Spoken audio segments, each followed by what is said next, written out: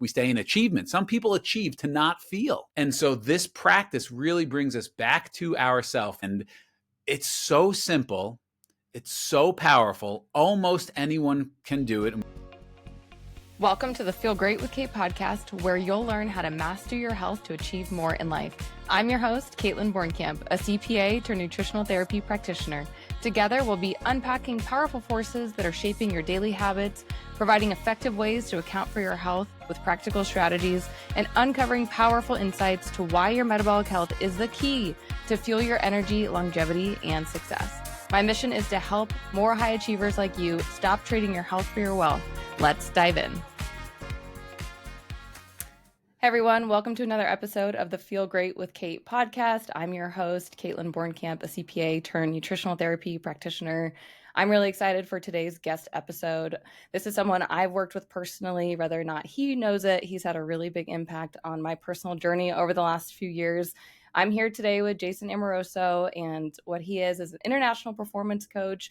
He's a breathwork facilitator, and he specializes in self-mastery, spiritual growth, and creating a life aligned with the heart. He's worked with plenty of people, including professional Olympic athletes, attorneys, artists, people healing from illnesses, and many others. He loves working with people who are going through major life transitions, committed to finding their deeper purpose, and helping to make more meaningful contributions in the world. So much of what we need right now. So, Jason, it's so great to have you here. Welcome to the show. Thanks. Honored to be here. Yeah, let's kind of start off with, I know a little bit about your journey just from knowing you for a few years now, but, tell me, how did you kind of find breath work, and, how do you define breath work? What is some of the work that you're doing now? Oh, that's a great question. I just want to say, as you shared yourself, former accountant turned, and then all the things that you are now, I'm a former attorney turned all the things I am now. So I think anybody who might be listening who's in more of the traditional track of maybe professional life, but you're feeling a little bit of a call, a little bit of a pull towards maybe a new kind of service, I'm going to invite you to lean in, and maybe this podcast, this episode is going to stoke some fires within you, give you some more ideas or some inspiration that it absolutely is possible. And you're a wonderful example of that, Kaitlin. So to answer your question, like most amazing and the best things in my life came from my wife.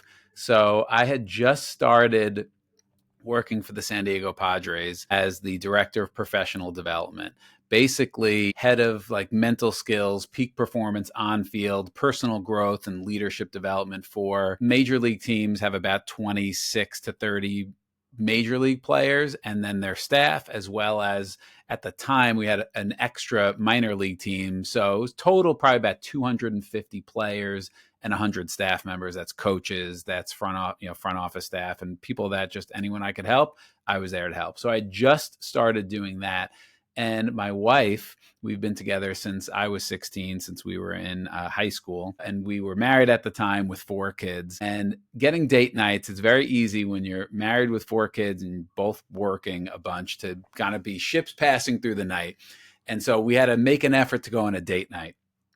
And she kept saying, let's try this breathwork thing. We live in Los Angeles. There's this thing called breathwork at the studio in Brentwood. And I was like, I don't want to do that. I just want to go to dinner. I want a good meal and I want to connect with you. And so that went on for about 3 or 4 months. And finally, something was going on where I was like, all right, let's try this breathwork thing. And we went to this class and blew me wide open. It was a mystical experience. It was a very cathartic experience. I had had about 5 of those experiences before in my life, seemingly at like random times. Like when I was in my spiritual psychology, I have a master's in spiritual psychology. And I like remember every single one of those 5 experiences up until that point. One was a moment in my spiritual psychology program. I was broken wide open, just feeling this intense oneness with God, with life, just tears coming down my face. Another one was at Agape Spiritual Center in Culver City with Reverend Michael Beckwith. If you don't know him, check him out. So I had like a handful of those, just holy smokes, I am just feeling at one with everything. And I had one in that class. And tears streaming down my face, feeling like the weight of the world, especially this new job, new expectations, wanting to do well. And I wasn't in the world of sports performance either. So just a lot of putting pressure on myself. And it just felt like the weight was lifted. And so after that, like later that night, I was like, okay, I got to bring this. I got to have this as a tool to bring this to my coaching clients and also the athletes. This is like amazing, because those other times that I had that experience, like I said, it was more random. And this was like, ooh, wait, there's a process. There's a way to enter this state kind of whenever I want. Sign me up. I need to learn more. And so I ended up getting trained by a guy named David Elliott, who's trained a bunch of people in Los Angeles. And it was called Breathwork. So, and the training, and if you've done the breath work, it's not complicated. The breath is the breath is the breath. Mm-hmm. So it's really more, and my wife her name is Maura Moynihan, incredible healer. And you should have her on the show, honestly. And so we decided, I was like, when I got trained and we kind of made it our own, the principles of spiritual psychology, it's so much about love, connection, God. Then for me, like the physical benefits are just like the added fruit. And so I want to share this with anyone who would be willing to try it. And so I would go to people and I'd say, oh my gosh, have you ever tried breath work? And they'd say, yeah, I've done breath work. And then they would come to one of my classes. I started teaching classes where I had like 2 people show up to the first one for a while. And one of them was my wife. And it just grew like anything else. You just stay with it. I was working full time, obviously, as I mentioned. So it was just something that it was a service I needed to do. It was something I needed to lean into more and more. And so then they would do this process and they would say, my gosh, what the heck was that? I've never experienced anything like that in my life. And I quickly discovered that breath work is this generalized term, just like meditation, where there's a tons of different kinds of meditation. There's anything breathing exercise was termed breath work. So I wanted to give it its own name that represented what it was for me, which is the revelation, which is this connection to the divine, not old man in the sky, Santa Claus, God. If you're bad, you get punished. If you're good, you get rewarded. But this presence, this love, this connection, the revelation that it's already within you and it gets revealed from within you. It's not outside coming in. And breath is the most basic of functions that we have. So your own, and breath means spirit means breath. So it is this direct way to get connected with your spirit, because you got to bring me back, by the way, because I can go everywhere. I am the first one to say, I know what it's like living in your head, being mental, being cerebral, being intellectual. Even with spirituality, like, oh, I can know all the principles, but if I know them intellectually, that feels nice. But if they're not showing up in my life as a difference in my experience, then spirituality even becomes like kind of, it doesn't mean anything. So I want spirituality to be practical. And so that's what this practice really gave me. And then I brought it to the Padres. I brought it to the athletes. And it's so simple. It's so powerful. Almost anyone can do it. And we could talk about that a little bit later, like who it's right for, but almost anyone can. And getting into professional baseball, it's very traditional. So someone like me was not, I didn't have like a master's or a degree in like sports psychology and kind of went through that track. I was a lawyer, spiritual psychology, and yet I was in that environment. So how did you, let me just pause you there on the story. How did you go from being a lawyer to then working in sports? You want the real truth? I went to law school because I didn't want to get a job after undergrad. And I knew that was a good degree to have. And my parents, my dad's a lawyer, my stepmom's a lawyer, my uncle's a lawyer. So I didn't want to go to business school because you need some experience for that. So I was like, I'll go to law school. So I went from Cornell undergrad, and my wife was at Ithaca College and she went to chiropractic college in LA. So I was following her, and I went to law school at Pepperdine. And then one of my good friends was working at the LA Dodgers at the time. So that was kind of how I got my in and started in baseball. I want to be a GM. My friend is a GM. And that was kind of the path for me. But then my wife got pregnant and my parents got divorced when I was like 9 or 10. And there were no family lives in baseball. So I made a big decision to kind of give up that dream at 24, 23, 24, and put my family first and kind of put my life in God's hands And it just so happened that when I left baseball operations, there was a spot as an attorney open at the Dodgers. So I became associate attorney at the LA Dodgers at like 25 years old. So your two worlds mixed. I Yeah. had no business doing that job. First of all, let's just pause here, Jason, because you're just like casually, yeah, I just undergrad at Cornell, finished my law school at Pepperdine. You're like, I didn't even really want to be a lawyer, and then you just accomplished this huge feat. So, let's start with the question about your thoughts on breath work. Like, why did you feel like you were resisting it? It just didn't seem interesting to me. It's like breathing. Like I was into meditation and all these things. So like a breathing class, it just didn't sound very appealing. I'd rather have a nice meal and talk with my wife and kind of connect that way. And I have a meditation practice, and meditation is extraordinary. And Revelation Breathwork is a form of active meditation. And that just, when I would work with these young professional athletes who are anywhere from a 16-year-old kid out of the Dominican Republic to, a 25-year-old minor league player who's trying to get to the big leagues, has been in the minor leagues his whole time, and he's really feeling that pressure, or a major leaguer who, if they're lucky, are in their mid-30s, usually a lot younger than that. They want to perform. That's all they care about. Performing well, making money, maybe getting girls, whatever their priorities are. That's what they want, to perform well on the field and achieve their childhood dreams. They don't care about meditation. So I would meet them where they were at. I wouldn't talk about spirituality. I wouldn't talk about meditate. Like I would talk about what gets in the way of your performance. Overthinking, fear of failure, the pressure that you put on yourself, not letting go of the past, mistakes that you've made. All of these things that get in the way, by the way, for all of us. Overthinking, too focused on like your technique versus just being present in the moment. Well, this process is going to get you out of your head and into your body, into the present moment. And it really allows, we just hold on to so much crap. It's like brushing your teeth. If you didn't brush your teeth for a month or a week, it would be really nasty.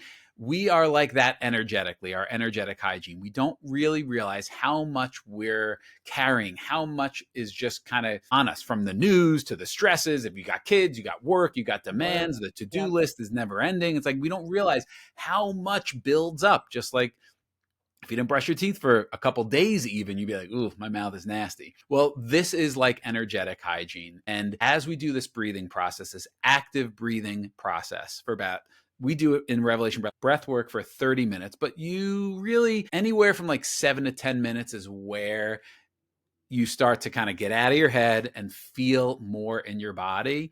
And then all the crap that we don't want to feel throughout the day, all the stress, all the anger, all the sadness, all the feeling like a victim, all the judgment, all the stuff that we don't want to look at, we don't want to acknowledge, it starts to come to the surface. And for some people, that's really uncomfortable because we don't want to feel that.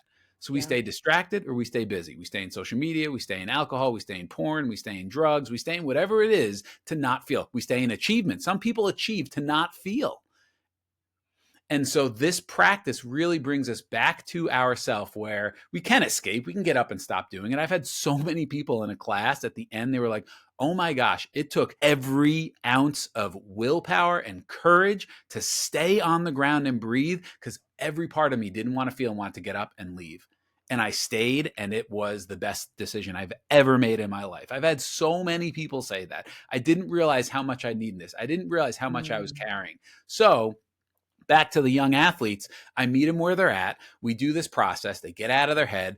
I remember the first time, like we had athletes, these are young men, bawling, hysterical laughing, just like in their bodies, in the moment. We had one guy say his dead mother visited him. Like, this is mystical stuff. We had one guy, and we can get into it. It can be a very physical practice, especially the more active you get in the breath. It changes the levels of carbon dioxide and oxygen in the body, not to dangerous levels, but they do change. And so we had one young player, he was laying down and his hand was kind of all cramped up like this, and like almost like a T-Rex pose. And I knew it was painful because I've been there. I've cramped up. Like, it can be very uncomfortable. And so at the end of the session, everybody kind of left, and he was like, that was maybe the most painful thing I've ever experienced. And it's never about the body. The body is an effect of our consciousness. The body is an effect of our consciousness. So knowing this, I said, well, what's going on in your world? I wasn't like, oh my gosh, your hand was all cramped. I'm so sorry. It was painful. No, what's going on in your world? Well, my dad's got cancer, terminal cancer, and my parents are getting divorced. Oh, and this is a very quiet young man. He had no outlet for all of this stuff. And so this was the way that his body was expressing. And then that led to a relationship where we worked closely together and really helped him develop more capacity, more tools to understand how his body's reacting to his emotions, to his consciousness. So this practice is so all encompassing because and it's so simple. It's your breath, and it's you meeting yourself and having the courage to stay with yourself, feel what's present, and yeah, it's so powerful. Oh my goodness. Well, yeah, I want to touch on a couple of things you mentioned, including kind of starting with how I've experienced it, maybe just kind of defining for the listeners what we say when we mean breathwork, because you're right, it is like meditation in the sense that it can mean a lot of different things. And Jason, the breathwork classes I've been part of for you, usually it's around an hour or so total in length. You always open up with, some sort of topic or theme that we're setting. We're kind of setting the intention, the scope of what we're trying to focus on. I love your journaling prompts. It dives in and touches some of those points that, like you said, we usually don't give ourselves time to actually focus on. And then you do about 30 minutes of the actual breathing, like you said. And before we kind of jump into the specifics about what is happening in a breathwork session, I wanted to just say, I think for a lot of people listening, like myself, definitely, Jason, you've mentioned for yourself too, is that I struggle or experience, I should say, so much overthinking and analyzing and just being in that, mental state of the analytical. And the breath work, having what happened for me was when I was able to commit to showing up. My goal was to show up with you weekly. Sometimes if I miss, I'm like, okay, I'll do it on my own, but at least once a week, at least several times a month. What ended up happening for me was I then had a space to process emotions safely in a way where instead of me, not anything bad against crying, but instead of me like crying randomly throughout the week because I was like feeling this emotional like bubble up like throughout the week, I would then be able to kind of just do this like emotional dump once a week during the breathwork class. Cause like you said, it's like you're showing up, you're giving yourself time to be with yourself. The breathing is doing some stuff physically and mentally. And then it allowed me to have so much more peace and clarity for the remainder of that week. And it's not to say that, it fixes everything or it solves all your problems necessarily, but from an emotional perspective, I very much resonate with that story you said of it really does bring things up to the surface. Most of the time I'm crying, maybe just for like a couple minutes, but nonetheless, I'm like, I don't even know where these tears are coming from, but whatever. Just tears streaming down my face. By the end of it, I might be laughing, maybe I'm dancing, or maybe I'm asleep. I've fallen asleep a couple of times. And I will say too, kind of interesting, like from a health perspective, I've worn an Oura ring for a couple of years now, and I noticed a significant improvement in my sleep score on Wednesday nights when I'm doing breath work with you, and I go to bed afterwards, and my HRV is so much higher, and my sleep is so much sounder, just higher quality sleep. I'm able to get in more deep REM sleep, and I have no doubt that I know that that's in part because of the breath work and helping me process and helping me just relax. Because I would say too, from a, kind of comparing it to something like meditation, it's somewhat similar, like how I internalize it in the sense that we're able to just have time with yourself. Like how often do we actually slow down physically and mentally? And I want to touch on to that part you said around if we have sort of like an addiction to being busy or an addiction to achievement, that just keeps us in that go, go, go. We never have time for X. We never have time to slow down or what have you. How has that shown up in your own life, and what kind of changes have you noticed from your own breathwork class practice? Oh, big time.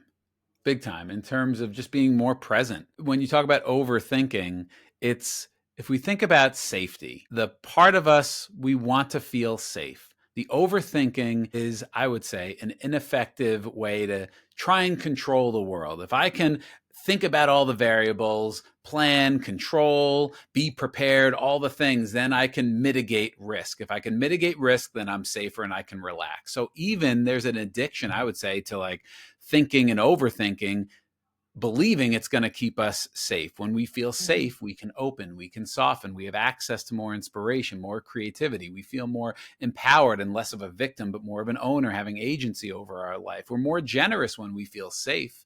So the overthinking is one of many strategies that I do and that other people do to try and feel safe. So just seeing that with innocence and not like judging ourselves for it, just seeing it innocently can, I think, take a lot of the judgment out of it and be like, oh, I'm overthinking because I want to control things. I want to control things so it'll feel safer. And how can I resource my safety, not from the promotion, the job, the bank account, the relationship, but resource my safety from within. And that's why Revelation Breathwork is so powerful. It is your relationship with yourself.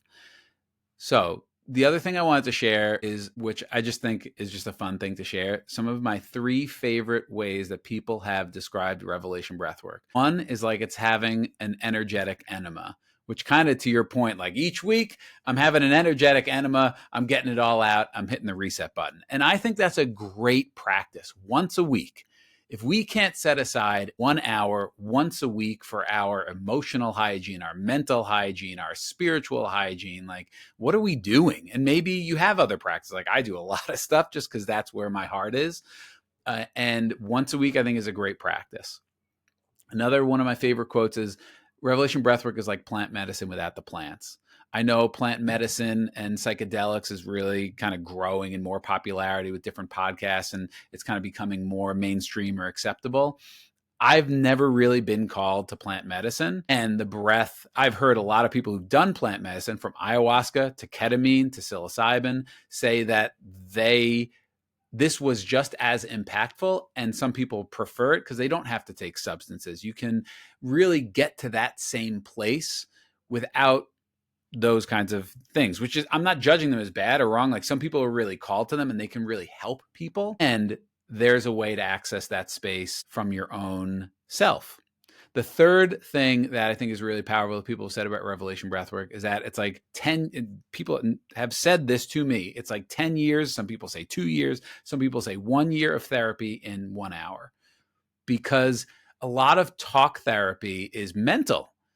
We understand our issues. Oh, this issue came from my parents and my childhood, and I feel safe because the mental level tricks us into feeling safe. If I understand it, I feel safe because then I don't have to feel it.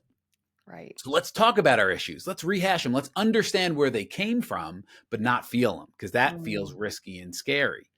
And so a lot of people do therapy at that level. Not all therapies, is not a judgment or a evaluation on therapies, but people want to stay in their head and not feel the feelings. And there's this song. It's a great song. It's a great quote from A Course in Miracles. You'll hear it in this kind of world of self-help and healing and spirituality. You got to feel it to heal it. If you want to heal something, you got to be willing to feel it. And that's why I say doing this work takes so much courage. It takes so much courage sometimes to just crack open the door and feel that grief that maybe you haven't felt around the death of a loved one or the loss of a job or an opportunity. We don't want to feel it. We want to move on to the next thing. We want to think positive. We want to do all these things that the world is telling us, think positive, all that stuff. Don't feel it.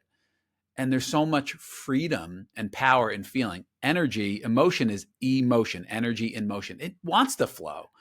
And when we're afraid to feel a feeling, we are a prisoner to that energy. And what you resist persists. I'm giving you a lot of bumper stickers here today. What you resist persists. So if you never give yourself permission to feel, it just grows, it just builds. And then we burst out in anger. We have all weird kind of behavioral things that we act out instead of. And this is why I think community is so important. It's hard to have discipline on your own. Even for pro athletes, their biggest challenge is not knowing what to do. They all have the routines, they all have the systems, and they have tons of resources, the trainers, the nutritionists, the dietitians, the sports psychologists. They have all the resources, but it's the accountability to showing up. And that's why, especially for this work, community is so important. And when you show up on a Wednesday night or a Thursday or whatever day you're coming to class and you see the same faces and you hear them sharing, hey, I'm going through this in my life and I just needed to let all that shit go. It's nice to know that you're not alone in doing this level of work.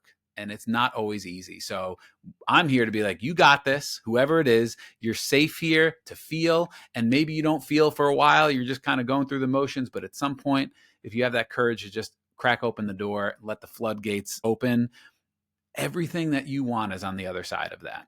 I love all of what you just said. And I want to just say too, thank you, Jason, for how you're able to hold space and the way you conduct your classes. It's just, you do it so well. And every time when we're in class and you're reminding us, get out of your head and into your body, I'm like, okay, yes, that's what I'm doing. It's like a constant reminder. But that's like the whole point, right? That's the practice, that's the work. And so you just always thank you for how you're able to hold space for all of us. Let me share something about this because I think this is going to be valuable for your listeners. The reason, so we have been teaching others how to facilitate Revelation Breathwork for 7-8 years now, I think. And the whole philosophy behind facilitating Revelation Breathwork is that the breath does the work, and the client or the breather, their intention does the work. So as a facilitator, I'm not doing anything. Thank God it takes all the pressure off of me. I don't have to say the right thing. I don't have to guide you on a journey. It's like I just trust the breath does the work because it's connecting you with yourself, your intention, whatever it is. And I like to keep intention simple. What are you just ready to release and let go of?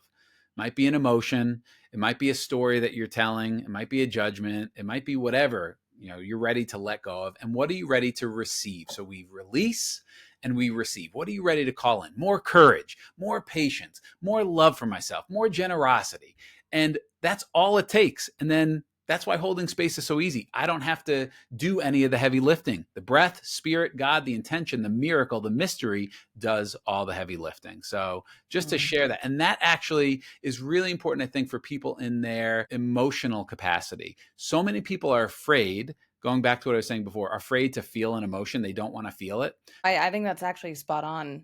What was coming up for me too when you were talking before is around the fact that it is this really simple tool and modality that's more physical. Like it's constructive in a good way. Instead of us talking about it or thinking about it or planning it, which is another thing that I'm prone to doing, is let me just plan the shit out of it and then I'll just get it right. And then I'm like stuck in planning mode and I'm like, okay, Kaitlin, it's time for action. But the reason why I really like it too is it's because it's like that 1 hour you log in, it's just something to do. And it helps me in my personality. It appeases me because I'm like, I'm being productive, right? And when I'm my best self, I set myself up to be quote unquote productive, doing the right things, like the things that will help me feel better, the things that do help me connect with myself, versus just being quote unquote productive in that like busyness and that overachievement lane. And I think that there is a separation there. But I want to talk a little bit and just kind of define for listeners who maybe haven't tried breath work, or maybe they've tried certain types of breath work. Hold on. Can I comment on what you just said first? Yeah, please. So it gives you something to do. This was something I saw with the young athletes again. A lot of people, they try meditation and they think that meditation is stopping your thinking, which it's not.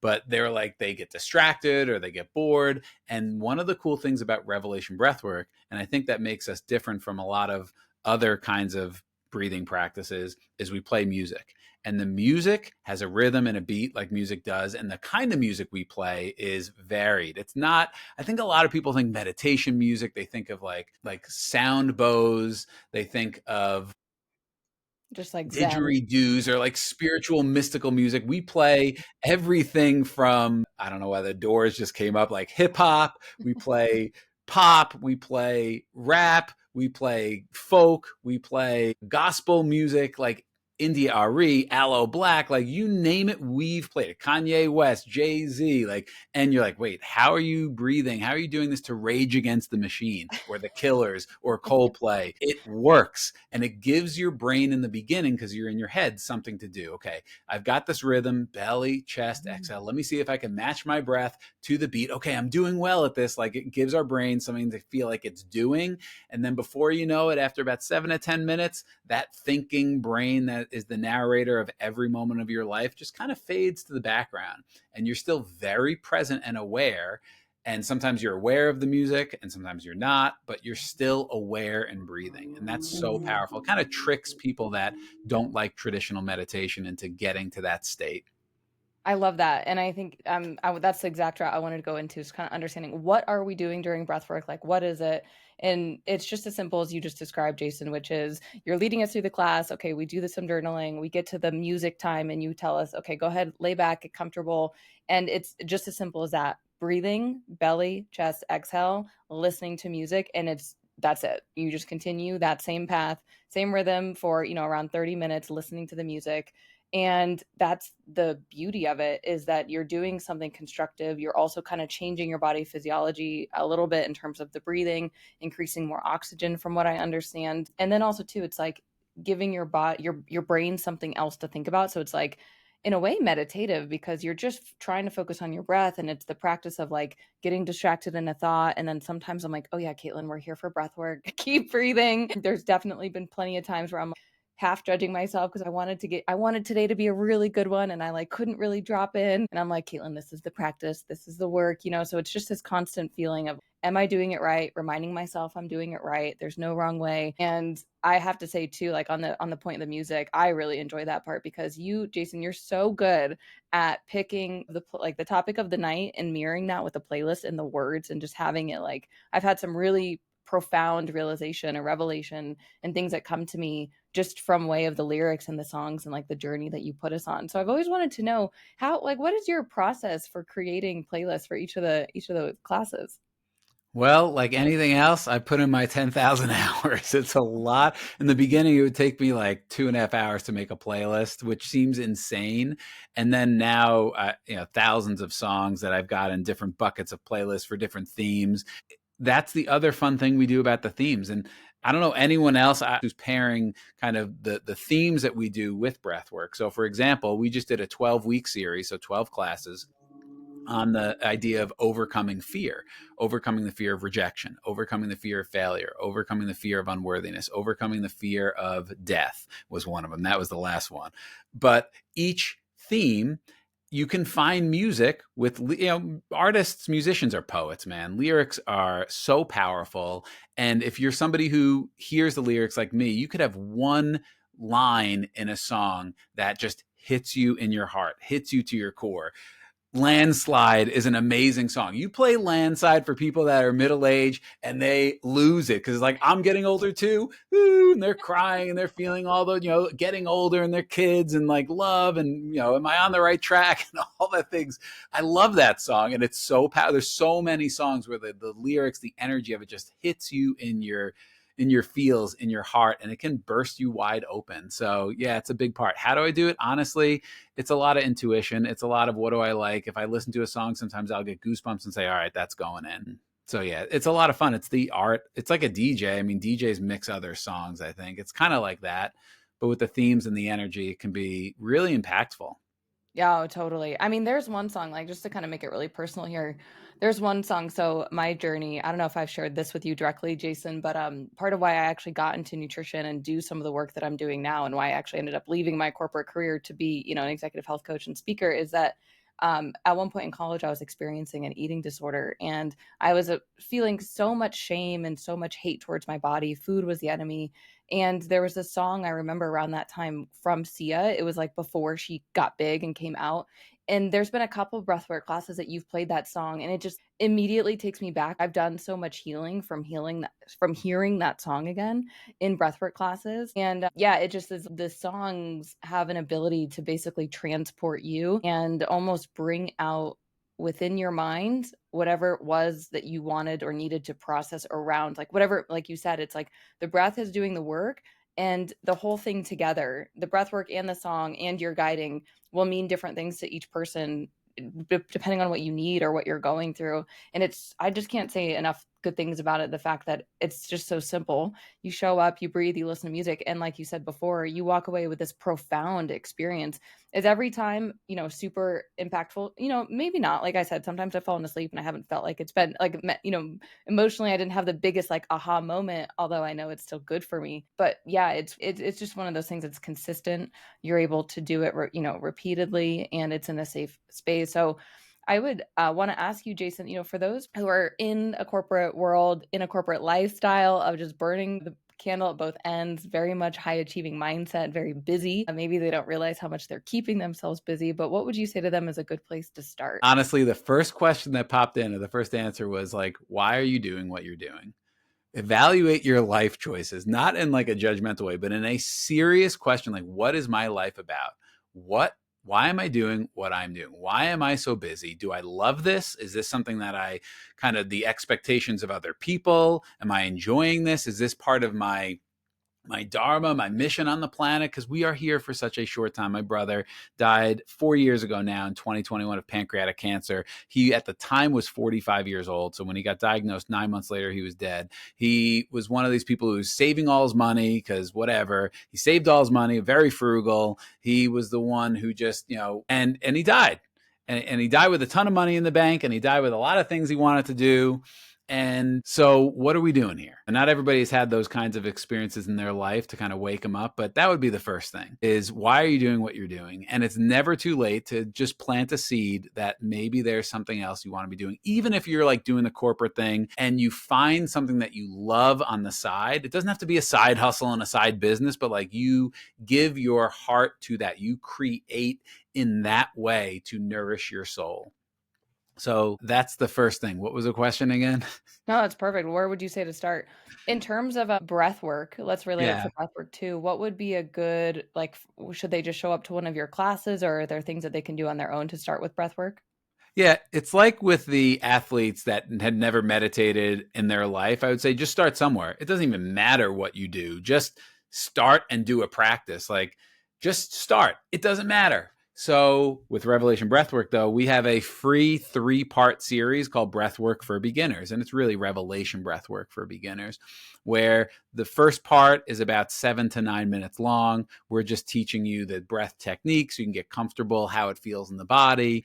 And then in the second part, it's a little bit longer. It's about 20 minutes of the whole thing and maybe 12 to 15 minutes of the active breathing.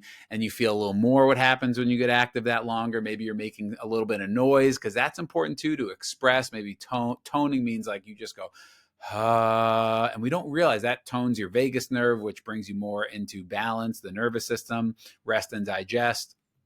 And so then we have the third part, which is a little bit longer. It's maybe 20 minutes of active breathing. We get you more into the primal scream. That is the best, by the way. If you're like, primal scream, what the heck is that? It is an opportunity, for example, to a song like Rage Against the Machine or some of these, like a big song with big energy, and we don't give ourselves permission to express. Where are we going to do it? We don't do it at the office. We probably don't do it at home. We don't, maybe if you're driving in your car and you're by yourself, you'll just scream out loud, but most people don't let themselves have that. And so to do it in class, either into a pillow or just out into the open, is so cathartic, so liberating, so expressive. It's so powerful. So that is also kind of a part of the journey. And we get there. We don't start, okay, you're breathing primal scream right away. You kind of build up to that, the energy within the body, the energy in the room. I'm helping you as well. Like, let's go for it. But until you've done it, you're not it's something that you have to experience instead of just hear about, but it is so worth it. So that's where I would tell somebody to start. If they're curious about anything we've talked about, we can put the link in the show notes or whatever. Breathwork for Beginners, a 3-part series, pretty easy, pretty simple, not a ton of time. And you'll have an idea if this is something that you want to lean into more of. I love that. Oh man, I'm glad you mentioned the primal scream too. Funny story. So one of the nights when I was doing breath work, I thought I was alone in the house.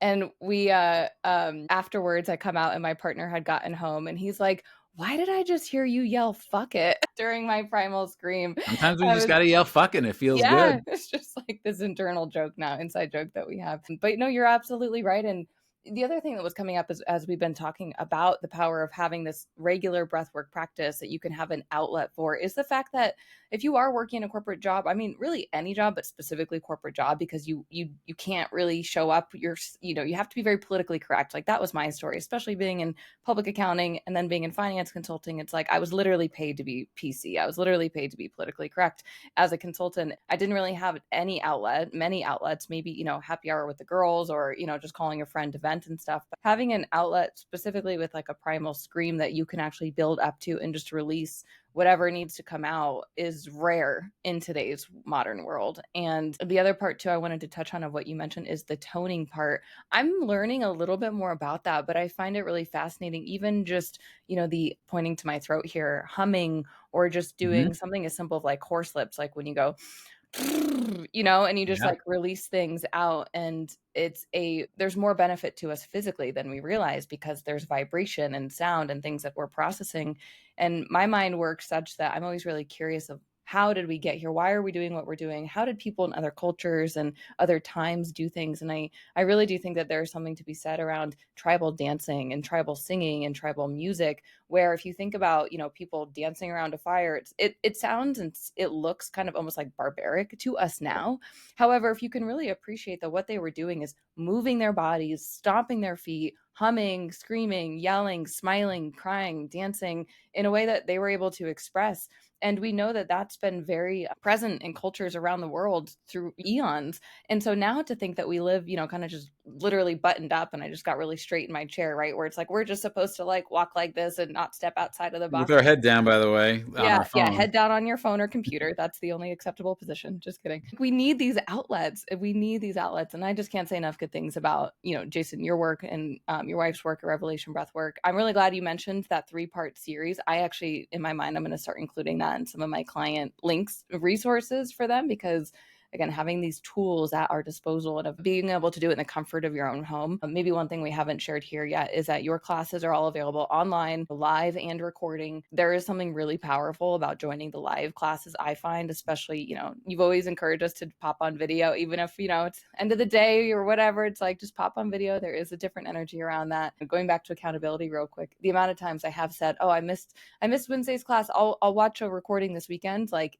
it's like a 50-50 chance, because it's that lack of accountability, like you said. But if I know, okay, I'm going to get on live Wednesday night, there's going to be a group there, I'm just much more inclined to join. And even though it is, virtual, it's still very, intimate and impactful for that group. But yeah, I think so many different benefits. Can you share a little bit more around, you mentioned the changes that are happening within our body. What are some of the other changes that you've seen people like over time, through your coaching or through regulars who have come to your breathwork practice? What are things that you've like transformations that you've seen them go through?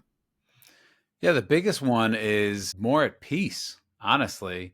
Like they just are more at peace with life. We're all going through, life is a mess. We all got a lot of things going on. But what Revelation Breathwork does is it grows our capacity.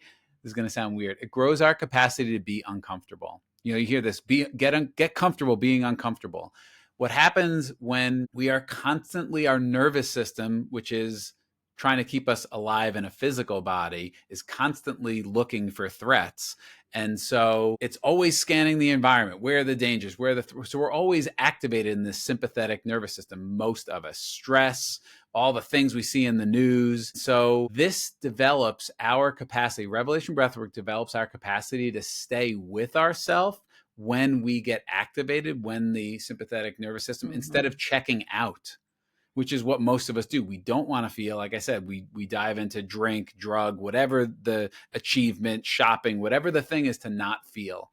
And so this is a space where you can grow your capacity to stay with yourself when you are activated. And what that does, if you can keep your heart open and not close up, not armor up, not kind of point the finger at the other person out there, and just keep your heart open as you feel an emotion. We like to label emotions. It's just an energy. When you feel fear, when you feel grief, when you feel anger, and you just can stay open and allow that energy to pass through you, then you're free. Then it moves through you. It doesn't stay stuck like we're afraid it's going to stay stuck. And we come back to center much more quickly. That's what this practice does. When I started doing this, I taught in-person classes in LA, and then the pandemic hit. And I was like, there's a lot of people suffering, struggling, scared. Let's see if this works on Zoom. I have no idea. And it worked, and it worked really well. We had like 500 people signing up for a class. I counted 73 different countries all over the world, from like Mongolia to every European country, every continent, Australia, South Africa, Canary Islands, everywhere. People are coming to class and receiving significant benefit in their stress levels, in their fear levels, in their trust levels. So I've also brought this to the U.S. Navy SEALs because I was in San Diego. I did a private session for the head of West Coast Navy SEALs, a Master Chief who is my friend, and a few other people. I've done it for billionaire entrepreneurs, Grammy, Emmy, Oscar award winners, regular mom and dads. I've done it for my kids' middle school. Like, it works. It's so simple because it's your own breath. It's not complicated. And there are a few list of kind of risk factors. We don't really call them contraindications, but risk factors. Like if you're pregnant, you probably want to withhold doing the active breathing. And then there's a few others because of the physiological changes that happen in the body when you're doing this active breathing. But for the most part, it's available to everyone. And like anything else, not everybody digs it, and that's cool. I'm not trying to convert everybody to doing it. Some people are absolutely going to love it.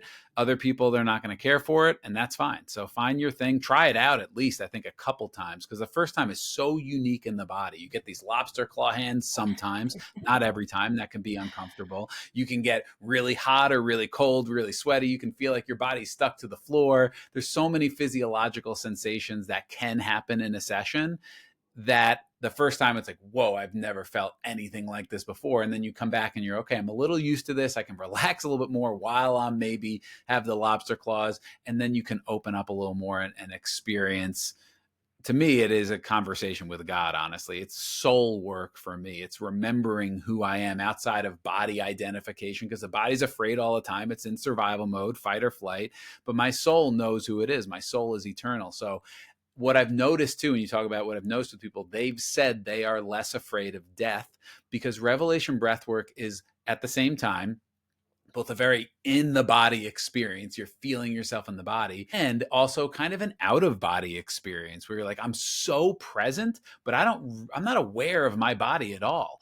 And so you tap into the eternal nature of your consciousness. So I believe we leave the body, we transition, but our consciousness never dies. So we can experience ourselves outside of body identification, which I know for me personally has dramatically decreased my fear of death, because I know that I'm eternal. I've experienced myself in Revelation Breathwork sessions as that.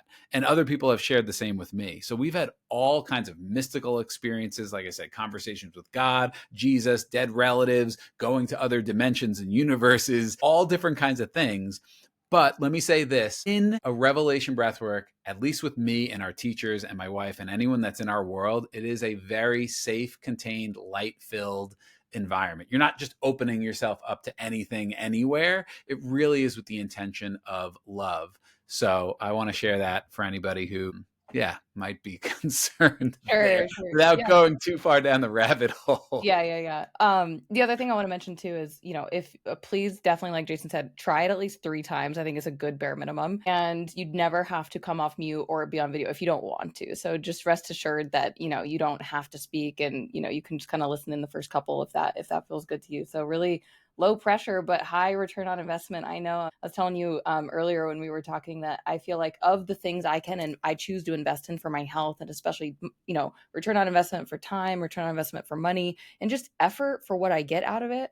Your Revelation Breathwork classes are some of the highest return on investment that I get because of what we're talking about here. It's like truly a true impact and a true feeling and a state change and an advancement. I feel like I've done so much good processing. It's kind of interesting. I now sort of, even if I know each session is going to be a little different, or I'm just showing up like let's just get there, Kaitlin, like no expectation, just getting the class done is a win today.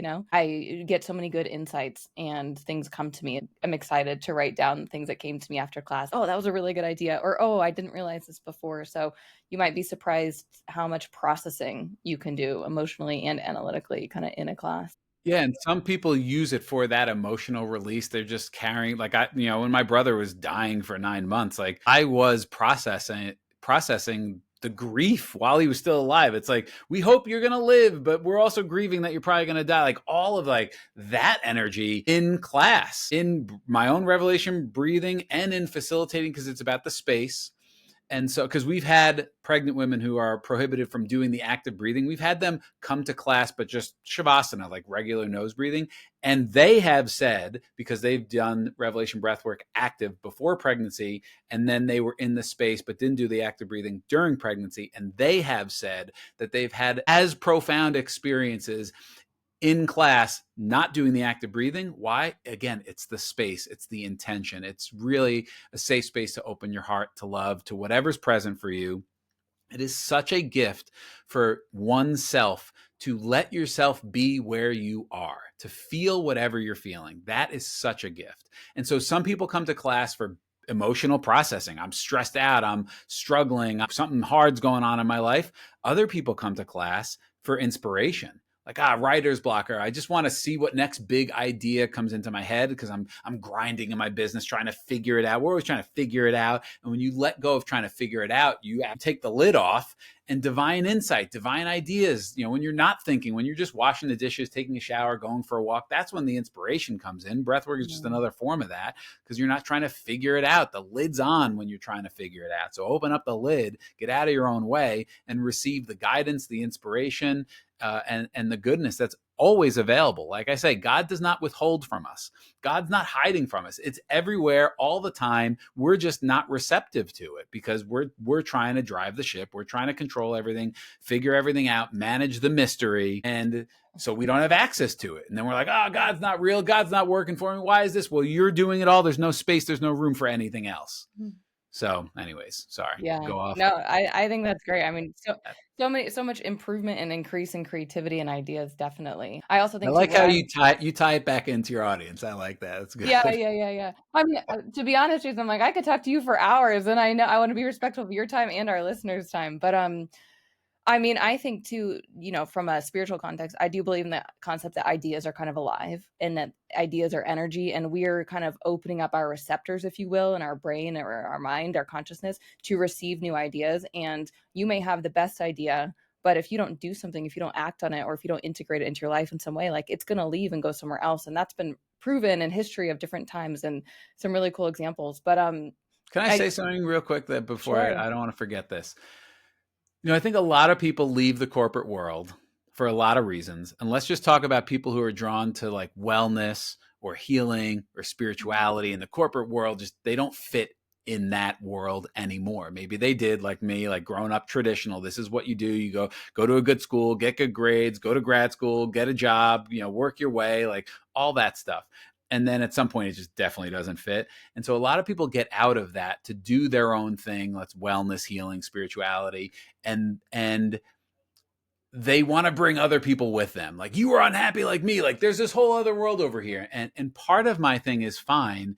But what if the corporate environment was transformed? What if we had more people in the workplace? And I know this might seem impossible to some people, with like more compassion, more self-awareness, more creativity, less taking things personal, less ego, more heart, more love, more listening, and transform that way. And not every environment is going to do that, but more and more people, as they do their inner healing work, looking at their own wounds, misunderstandings, their own childhood, their own patterns and behaviors, and bring love and understanding and make new choices, the world is changing so much. In like 20 years, for sure, it's changed so much. The conversation is different. The energy is different.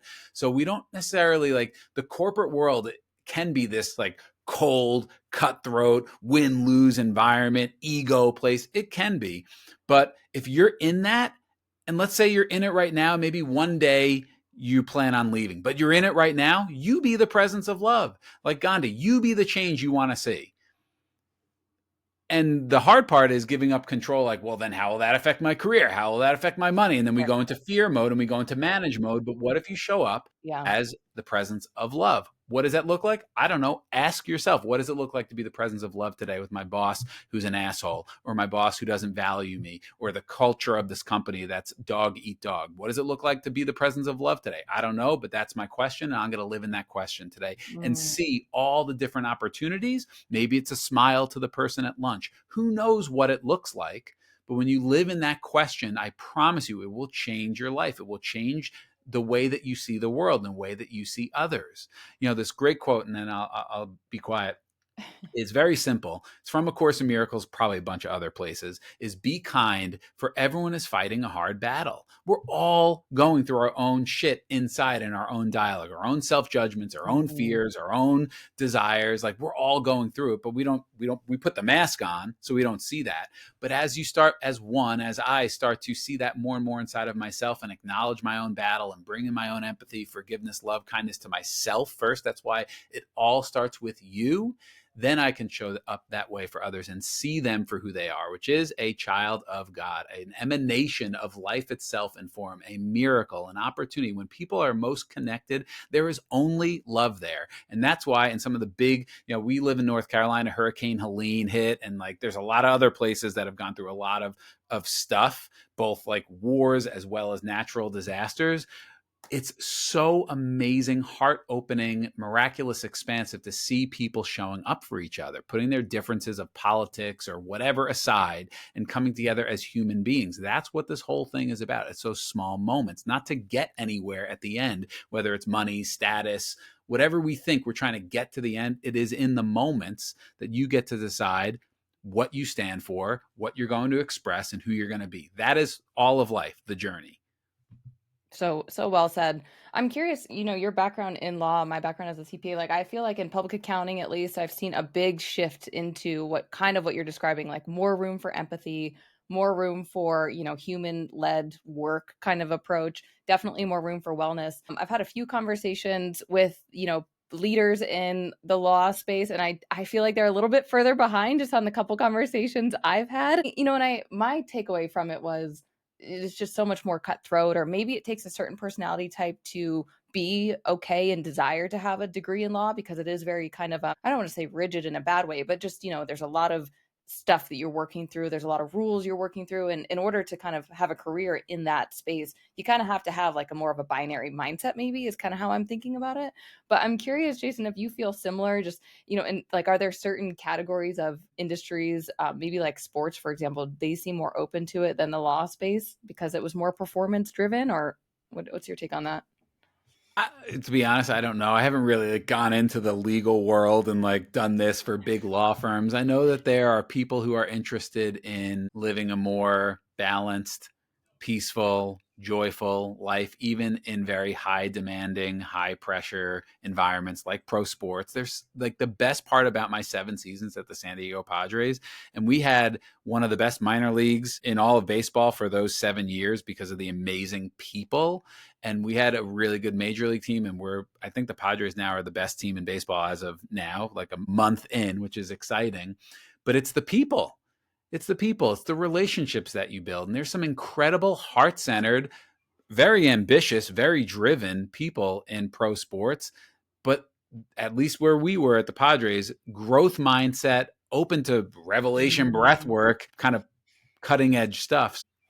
I just think it's the individual. I believe in soul plan. I think everyone has their own soul plan, and we're all kind of, actors in our own play, and we're all related in some way. And when people are ready to kind of wake up to new questions and maybe a different way of living than they thought or they were taught, they're going to have that experience through a movie, through this podcast, through, a meal that they might have, an unexpected visit from a stranger. Like, who knows how it's going to come, infinite ways God can connect with us.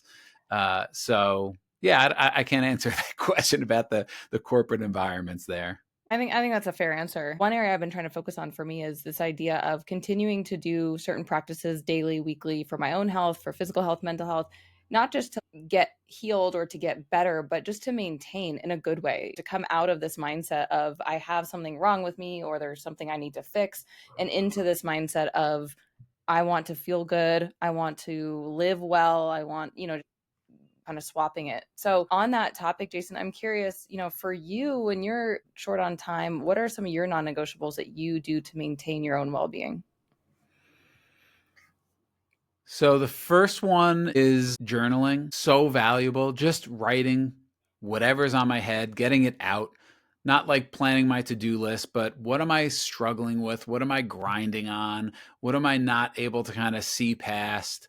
And so that writing stuff down is just a way to get it out. Again, it's like the primal scream. It's like exercise. I would say exercise too, physical exercise, whether it's lifting weights or I play basketball. I like to compete. I like to bump. It's physical. It's, I'm getting my heart rate up. It's competitive. I'm a big competitor. So I love that. So journaling, writing stuff down, not typing it out, writing it down, exercise, and the biggest one and meditation. I'm going to give you 4, some kind of meditation or breath work or prayer practice. I also read and study The Way of Mastery, which is a spiritual teaching. I'm going to sound weird, channeled teachings of Jesus, similar to A Course in Miracles. If you want a spiritual text to check out A Course in Miracles or The Way of Mastery. And the 4th one is sleep. If I don't get enough sleep, I don't care if I'm doing all those things. I am negative. I am emotional. I am, negative, emotional, just like the world is collapsing if I don't get enough sleep. So that's the number one. Even if I'm meditating, sleep is by far and away the most important. So sleep 1, spiritual practices 2, exercise, journaling, those 4, you're in pretty good hands. Yeah, it's a pretty good stack. I love that you prioritize sleep on the bottom. That's very aligned with my own experience and how I feel daily, and also what I, help my clients practice as well. Well, this has been such a great, episode, Jason. You shared so much around the impactfulness that breathwork can have, specifically how you're doing it at Revelation Breathwork. How can people find you and learn more about your amazing classes? They can find us at revelationbreathwork.com. We're on Instagram at Revelation Breathwork, YouTube, Revelation Breathwork. And we're like an online studio. Like you said, anyone from anywhere in the world can join. We have live classes, and not all of them are an hour, by the way. Like today on Friday, we have a 30-minute class, and somebody just said, hey, you need to add another 30-minute class to the week because it's just the perfect time spot for me. So every day of the week except for Thursday, we've got a live class. So you're going to learn a lot about yourself. And we have a massive on-demand library. So if you can't make one of those, or you see a topic like courage or confidence or abundance that you want to dive into, we've got that as well. And it's all $39 a month. You can come as much as you want, do as much as you want. We have people who come every day. We have people who come once a week. We have people who come twice a month. I think that's like a minimum. Like you're really going to get every couple weeks, you come twice a month is really good. So revelationbreathwork.com, the breathwork for beginners, we can give you those links as well. And yeah. Well, thank you. Thanks for the time, Jason. And so great to hear about the breathwork practices and all the revelations that you're helping everyone have in their life. Until next time, my friend, stay healthy. Thanks so much. Just a reminder that the information shared on this podcast is for educational and informational purposes only and is not intended to be medical advice. It should not be used to treat, diagnose, or cure any medical condition. Always consult your physician or qualified healthcare provider before making changes to your health regimen or medications. Kaitlin Bornkamp and Health Supply LLC, DBA Feel Great with Kate, disclaim any liability for outcomes resulting from the use of this content.